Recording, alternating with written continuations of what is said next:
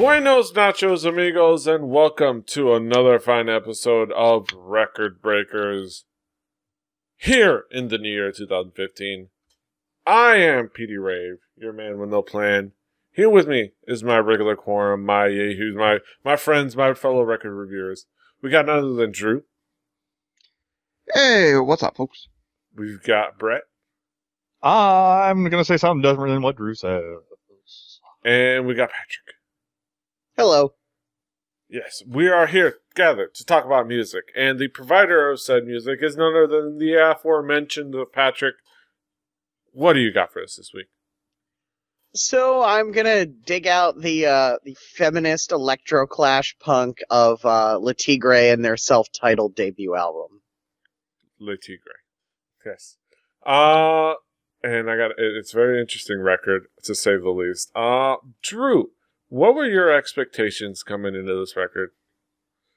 Well, I'd heard the name a lot. It's something that just gets bounced around. I'd never sort of dove into their music before, but it's a name that I was familiar with.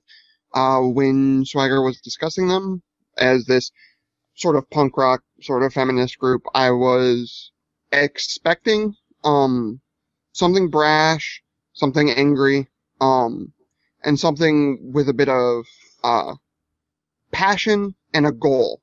So that's what I was assuming I was getting into. Maybe not so much musically tight, maybe not so much on the heavy end of composition work as per se, but something with a little bit of a lyrical bite. Mm-hmm. Brett, what expectations did you have coming into this album? I heard the name Le Tigre, and I'm pretty sure I have one of those polo shirts in my closet. But I prefer a red sweater with an alligator, as Drew knows. But no, I didn't know the band that I knew them by name and by reputation slightly. But I came into this being like, okay, I'm gonna listen to some punk album. Yes. Boy, was I mistaken. Patrick, what would be the themes and elements that make up this record? What makes this tick? So Le Tigre is more or less fronted by Kathleen Hanna, who is basically started the Riot Grrrl legend punk band Bikini Kill, who I think Drew thought we'd be listening to when I said Riot, girl feminist punk.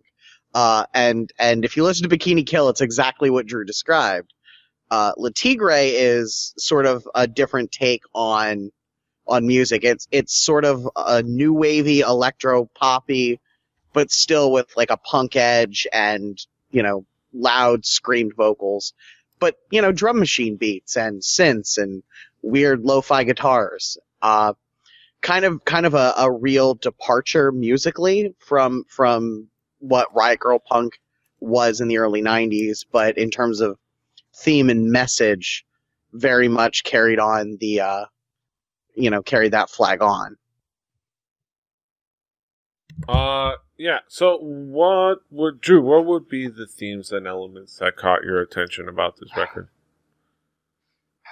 I guess I just sort of, this style in and of itself, I don't get it.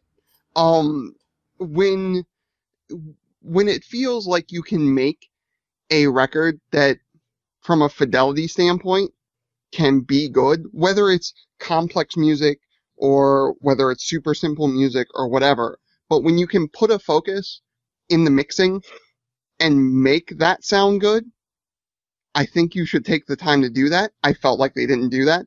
The vocals felt like they were the strong point, like they should be, because this is a politically charged, sort of underground, punk mixed with new wave sort of record.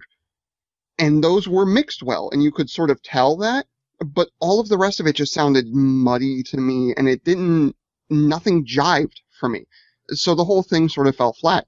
On the political side of things, a lot of the songs that I felt should have had the most political weight, songs about Giuliani, and songs about, feminism and the feminist movement and people in it and stuff like that, didn't feel like that to me. The lyrics, in a band that should stand by their message and by the lyrics, I felt that some of the songs didn't really hit the message.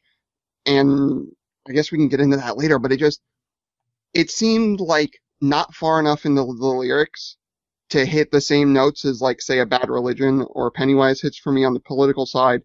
And on the music side, it felt like there was no focus at all.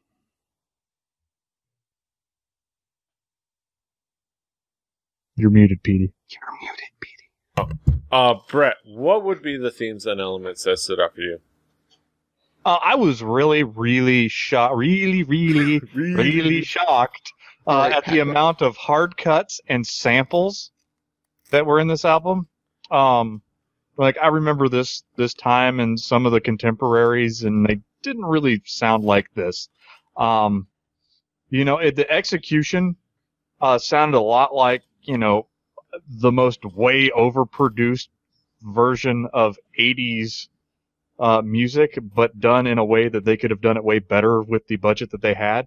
It was lo-fi at the cost of, it was contrived. It was very contrived, the sound and tone. It did not have to sound like it did. This is a band, that stands on its lyrics. And that is the worst thing to do if you're a musician, to make everything but your, you can't bring anyone else in to your music unless they can put up with the content of your lyrics or the way that you bring them forward. And they didn't really musically do that. Like, I can find people that have the biggest disagreements with things that, let's say, on the other end of the same coin, Fat Mike can make a fucking groovy tune. He can mix it well, and he can bring it to where even my mother would find a NoFX song groovy. I would be hard-pressed to find my mother being happy with the sound of any of the songs on this album musically. But we'll start breaking this down here in a bit, song by song. Let's get into some of the tracks. Patrick, what would be some of the key tracks for you? So I'll do the Record Breakers thing. Decepticon, the opener, is it's sort of the quintessential Le Tigre song. Kathleen Hanna's. I remember. Yeah, I think it's the only song I've heard. It's probably one of the songs people may have heard somewhere along the line, because they played it on Carson Daly's show in 2004, mind you. They played that song. I did research. Wow, I didn't even know that.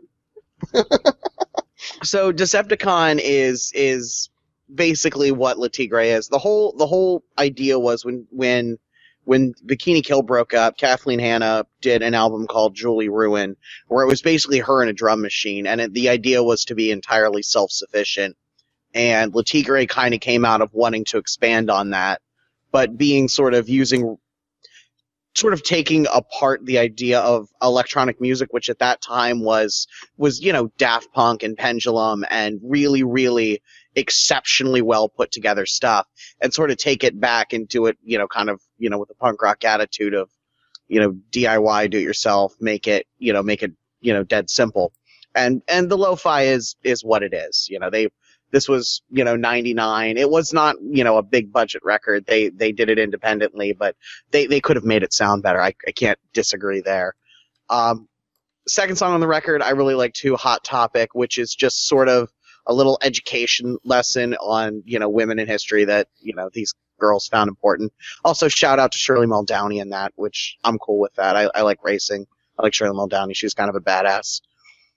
And one sort of a little further into the record, Let's Run, which is, in my mind, like a really, really good example of what Kathleen Hanna as a vocalist does. Just kind of owns the song. And it's basically, most of the songs are a simple fuzzed out guitar line,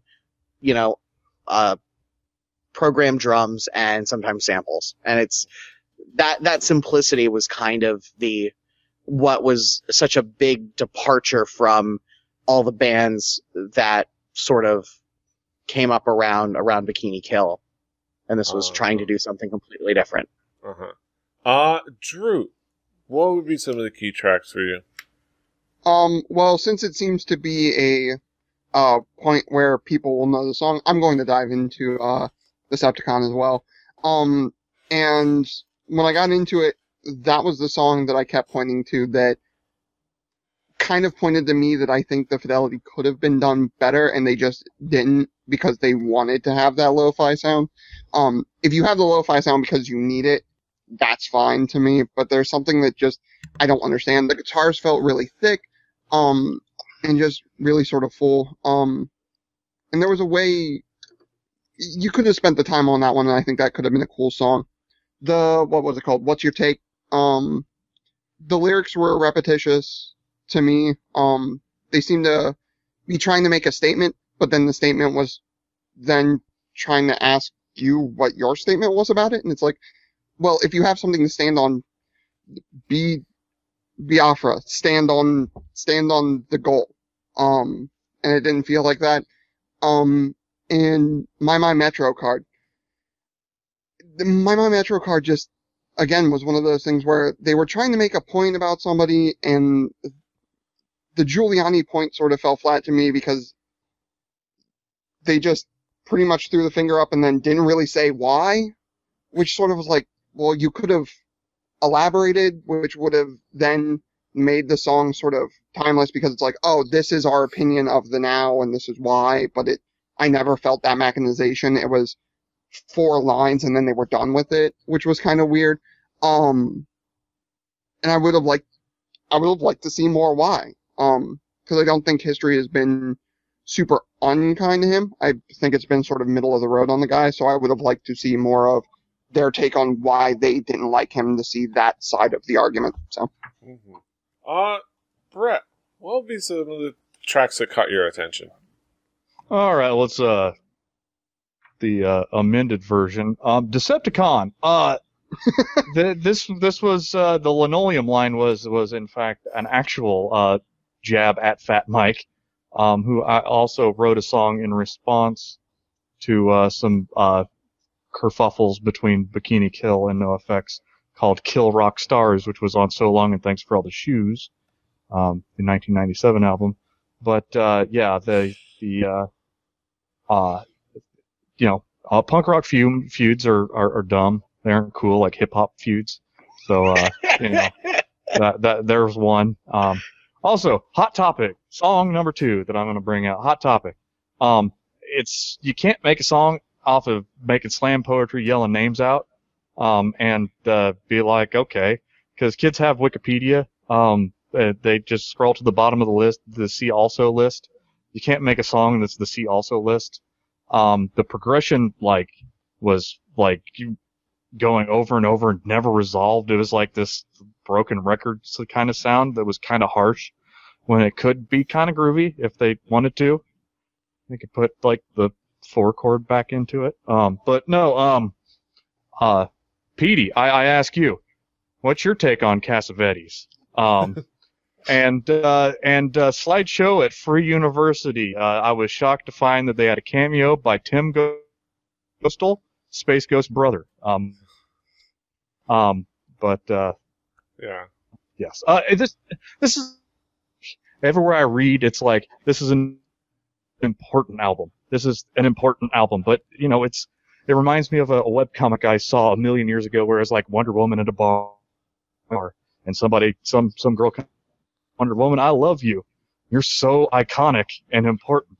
And she's like, Wonder Woman's asking, well, what do you like about me? And it's like, because you're so iconic and important. And Wonder Woman hangs her head and cries. But no, I just, you gotta have some meat in your stew to make beef stew. And I just didn't find any meat. Yes. But do you got your Metro card? I do not, but I do know that you do. And it also looks like they stole their design from Yoo-Hoo. Put that back up there. Is it at first I thought, does he have a Yoo-Hoo card? Yeah. Wow, that is a Yoo-Hoo Metro card. The hell, Petey? Yeah. I don't remember where I got this. I got this last year. I've got this year. That's the current Metro card. That's a joke that doesn't play on radio. Yes. Yeah. But yeah, watch the video version for, I don't know why. Don't watch for added benefits of a Metro card that's in the same For Oh, just to mock us in the comments for our various choices in headwear. Yes, exactly. Yeah. So, the key tracks. Yeah, the metric card. Yeah, we've had our thoughts. Let's go back around the horn and talk about the final thoughts, our conclusions. Drew, what would be your conclusions about the album overall? If the goal was to be lo-fi, they accomplished it. But with somebody like that who has a background, in music that she made before, and obviously still making music, so she has the connections and has the money to keep doing it, I feel like some of the money could have been used, and could have made something that was a little better. That's me. I guess it might not be aimed at me, really. I'm a dude in Ohio. Like, I'm white, heterosexual male. I guess it's not really my point. Liar.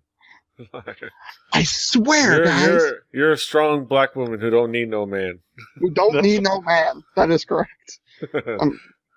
I like a lot of basketball. I play bass. Still white guy. Weird. I know. Yeah.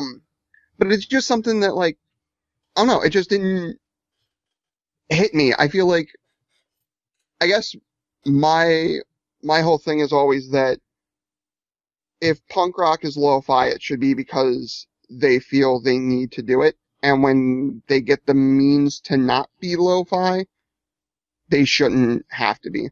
Bad Religion made the jump. Pennywise made the jump. NoFX made the jump. I feel like you can make the jump and still be punk rock. But that's me. Mm-hmm. Brett, what are your thoughts on the album overall? Regardless of the importance of the message that they're trying to get across, it's unimpressive in every musical way. Besides lyrics, if that is, I mean, their lyrics are kind of, the Songcraft left a kind of a, wow, this is kind of stale. Not a timeless album. It's not going to be your fresh fruit for rotten vegetables. It's not going to be political commentary that's going to carry through 2 generations and still be something that kids, scribble the logo of on the backs of their composition notebooks. The same way, but then again, I'm also a white dude in the Midwest, and this was not made for me, but I am a white dude in the Midwest who is a musician, and I can only pick it apart by the songcraft, and I don't think they quite executed at the level that even they probably could have. And that just makes this sort of a meh album because they left some cards on the table. You're muted, Drew. Yes. That actually might be something that bothers me too, is it feels like there's, like, these type of albums that are like that lo-fi and they sort of craft that sound, and you can tell that, like, that's the sound they're going for, and, like, it's a very simple thing.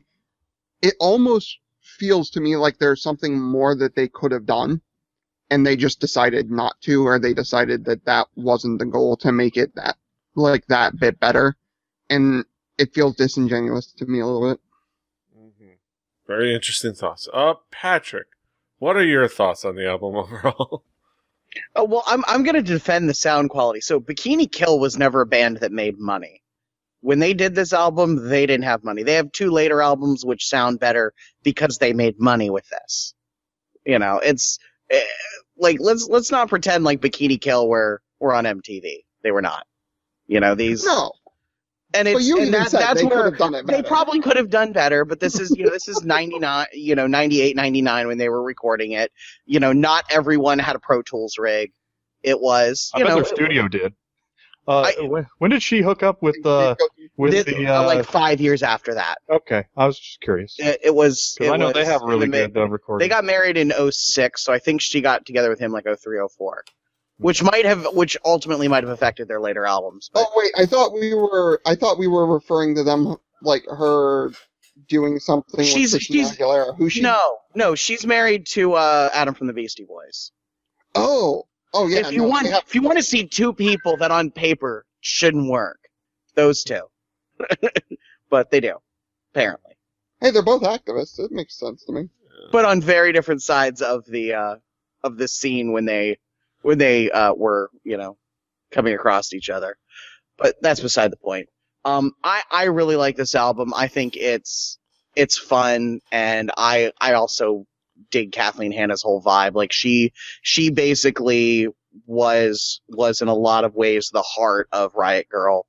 And maybe not, if you wanted, like, the best band in Riot Grrrl is probably always going to be Slater Kinney. They could really play and write songs, but I think this is just fun, and in that way it's way more accessible than the punk stuff, because it's kind of poppy and dancey, but it's got something to say, and I have to say, I picked it also because everyone has an opinion of it. This is not an album you listen to and you go, oh, that's very middle of the road, whatever. You love it or you hate it, and I love it and they hate it. That being said, a little amendment on the member of the Beastie Boys. It's Ad Rock, not the one that's no longer with. Yeah. So Ad Rock. But yeah, I do have to say, though, it seems obvious that I imagine they're fans of Sonic Youth. It just seems they must word. I am down with that. I can see that going on. Yes, because That'd be a wicked weird tour. Yes, that'd be a weird tour. But yeah, it definitely sounds it reminiscent of Sonic Youth for sure. But let's move on. Those were our thoughts on the album. We're talking about our main event of the evening now. What we've been all waiting for, our haiku reviews. This is gonna be fun. This is gonna be interesting. Drew, what is your haiku? I guess I think that Giuliani doesn't seem really all that bad. If you're gonna stand on that, that's gonna be the platform. Can I make a very important point that this album was 1999, and a lot of Giuliani's love started in the tail end of 2001. I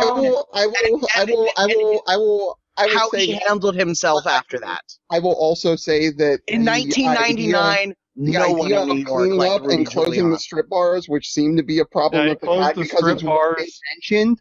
I don't think that was all that bad. He cleaned up he cleaned up some areas that are now really touristy, and he also got rid of jaywalking. Not really. He did get rid of jaywalking. Right. Just saying, at the time, Giuliani was not well liked. Jay Leno retiring got rid of jaywalking. But that's beside the point. Brett. Get him. Topical humor. Brett, what is your... Hear about this? Hear about this? Okay. Feminist music relies only on vocals. Musically sounds bland. I'm going to say I don't have a plus or minus rating for this album. I have a eh. You are the eh? Yeah. Shrug your shoulders. I'll throw in my haiku. Some cool lo-fi tunes, if a bit sloppy for some, didn't need to be.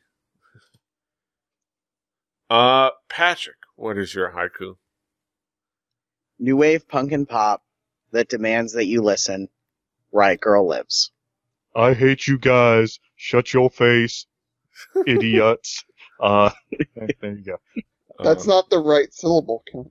Hey, I'm free. I'm Kazed it. He Kazed it. Kaz got mad when I made the joke last time. You need to leave Kaz alone. Leave Kaz alone. Leave Kaz alone. Also, that's not Kazing it, because Kaz would have made like 4 extra lines and like way more syllables. Like, Kaz, you're our most favorite haikuer. Yes. I'm just laying it out there. I got to get you back. Also, I'm calling Kaz out. He's not paying attention to everything. Yes. All right. So that is our thoughts on Le Tigre, otherwise known as the Tigre. Hope you guys enjoyed it. We're going back to that. Really? Joke. Yes. Really? You're gonna make that joke? Yes. Okay. Yes. I like lame jokes. Damn it. Kind of like it. But yeah. Those are our thoughts on the album. You can, of course, you cannot find it, at least not at the time that of recording this, on Spotify, but you can find it elsewhere. What you can find on Spotify, presumably, is our next album, which is brought to you by none other than Brett. Brett, what is the album you got for us next week? So, about 30 years before the album we listened to this week, there was a band who released their 6th studio album. That band was Deep Purple and their album Machine Head. Mm-hmm. Green and red Machine Head. So yes, you can check it out on the Spotify playlist. Follow along and help Record Breakers the home game. If you got a playlist that you want, somewhere that you want us to curate a playlist, let us know, and we will do just that. Drew already said he would. He would do it. Hand write it to you. Yes. Mail it. Signed, sealed, delivered. Please don't email in and say you want a Google playlist. That would be bad. Yes. Do it. If you do that, do it. Yes. But yeah, that's it. You can find us all over the internet. Patrick is at The Swagger. Brett is at Hibbity Bibbard, HIBBITYBIBBIRD. Drew is at X2SuperX. I'm at PD Rave. The show is at 4 Record Breakers. That's the number 4 Record Breakers. 4 Record Breakers, like the 4 Horsemen. RecordBreakersPodcast.com, RecordBreakersPodcast@gmail.com. We are on iTunes, Stitcher. I just checked. You can find us on Podcatcher. You can find us on the on all kinds of places where there are podcasts. Pocket Casts. Pocket Casts.